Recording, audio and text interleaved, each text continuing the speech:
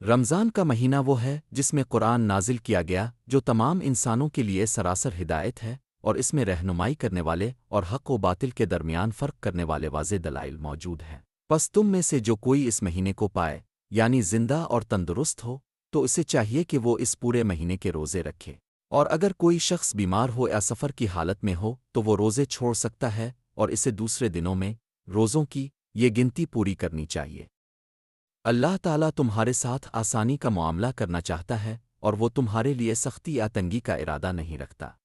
یہ حکم اس لیے دیا گیا ہے تاکہ تم روزوں کی تعداد گنتی مکمل کر سکو اور اس ہدایت پر جو اللہ نے تمہیں عطا فرمائی ہے اس کی بڑائی اور کبریائی بیان کرو، یعنی شکرانے کے طور پر اللہ کی تکبیر کہو، اور تاکہ تم اس کے احسان مند اور شکر گزار بندے بن جاؤ۔